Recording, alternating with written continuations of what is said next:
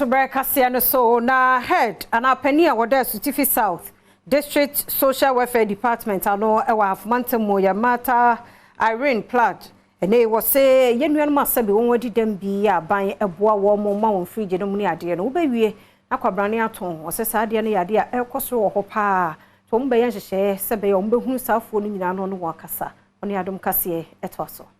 Openi ono no da Sutifi South District Social Welfare Department Mata Irene Planch echeniema hudu bi ediama enuanom a womo edidem ewo mpatem ho no wode efutu ema omo se womo nya hweyi woniema aban no ede beche oma womo ekoton ema omanfo no wosan ede tudwa se womanfo bi eton ebimu nso eniema yi womo ensaka enya de a womo didi dwuma ese no munya so mfaso ntehu behia se omo ebesisa wo madwene na de mpuntu abre womo asitinem wosan edi tudwa se womo department no edi niema egu akwam a womo de womo ni ebeto ahwe omanfo a womo etu sa na mo no na yebe stress anioma we a yedi amre womo fandi juma emfa maye yebe di achire yebe monitor this time round the monitoring yebe ye pa yebe make sure so bia waje nioma ende no from a month after today yebe ba na ya be hwe se nioma na omo age no omo de ye adwuma na ma tumi ya shenkran ma yetumi aye bi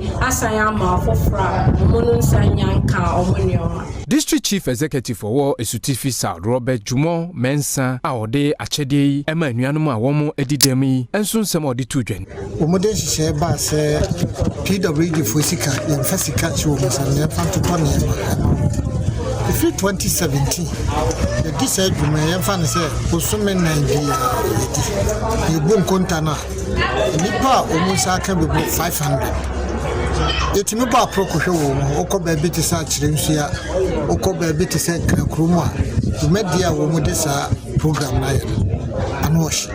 omu a omatimi dia ye store shoemaking ebidi ye enema bebre enuanom a womo edidem a womo enya achede bi efiri mrahye bedwani ho womo mu bi ni Adom News etwetwe nkom asana mi digan ya de ntimi de mi de nyina ase ama de medi no kura no emu odin na nyame na aka mpanimfo akoma mo ba ya mo be bisa no asema mo de eboa ye nti faso bebre be ba so ama me industrial one ebeboa me because